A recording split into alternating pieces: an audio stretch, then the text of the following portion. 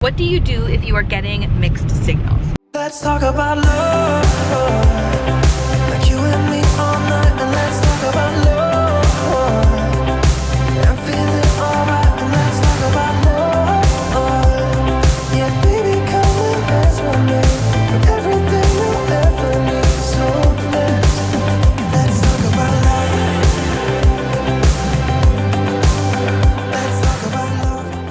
What is up everybody, it's Kimberly, welcome back to my channel. So for today's video, it's really weird and super random, might be the most random Q&A you're ever gonna see from me. My mom and I are headed downtown right now for a brand trip with Herbal Essences and we're with baby Zach. Hold the phone guys, I just realized that my hat literally says Great Big Bertha on it. I am so embarrassed. With baby Zach. It's his very first brand trip ever.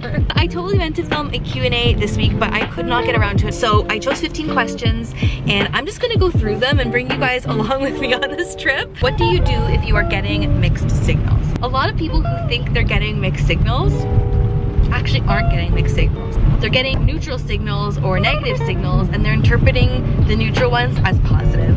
So they think there's a glimmer of hope that someone likes them and they're being overly positive about just some of the friendly things that someone's doing, and as a result they feel like they don't know if the person likes them or not.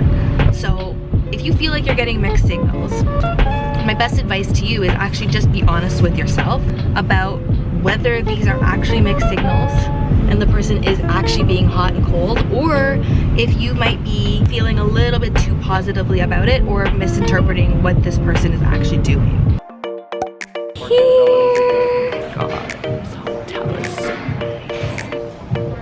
Whoa! Oh, there's a little crib. Look at the bathroom. Mom, look at how pretty that is. Oh my gosh. Are these real roses? They are. And look, you can see the whole lake. We should Skype Auntie Marilyn and Auntie Cheryl and show them how cool it is. Zach had his dinner. What are you doing? You're like a little frog. Hello. What are you doing? Oh, I love you. How do you balance work and relationships while in college? Okay. College relationships are tough. Any relationships are tough, especially when you are trying to balance that with studying. So like maybe you have to study and the other person like wants to go out and have fun, or they want to study and you like want to let loose a little bit and go out and have fun or hang out together. It's really hard, especially like if you're in an academically rigorous program. This might seem harsh, but relationships in college shouldn't require too much effort to like balance. Like you shouldn't always be like, oh, I really feel like I should study and I never get enough time to study because they always want me to spend time with them. Like it should never feel like that.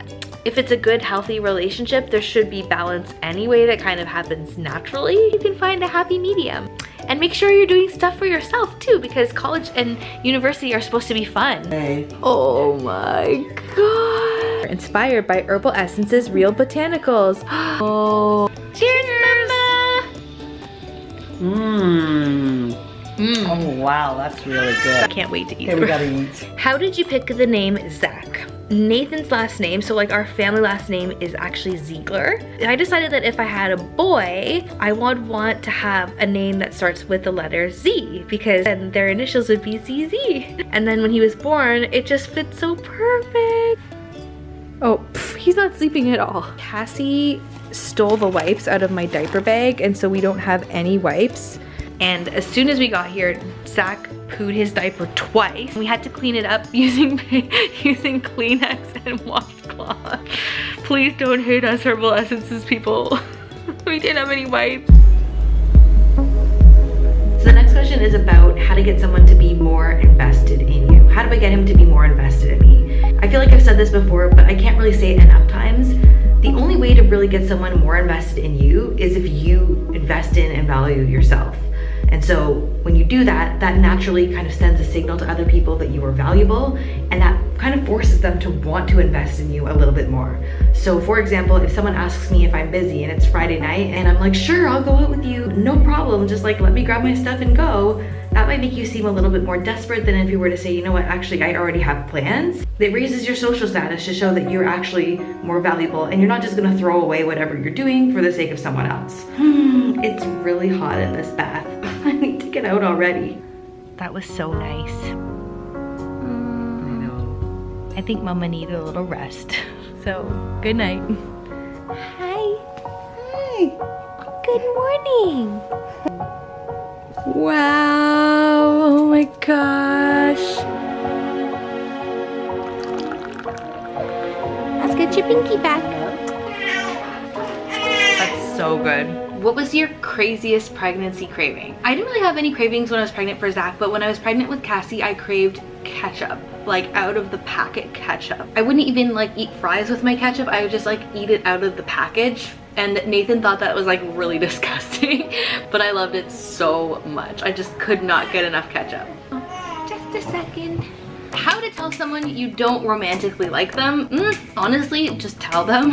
I have a whole video on it. I can link it here if you guys want to see, but the basic gist is like, oh, you know, I don't like you in that way. Like, I see you as a friend. Dropping major hints about how you see them as a friend, or they're like a brother to you, or like they're such a great friend is a good way. But if they're really not getting the hint, don't be afraid to get direct. This is a really good lesson in like boundaries and empowerment. If you don't like someone and they like you, like it's not mean or bad to just like tell them how you feel and be like, you know what?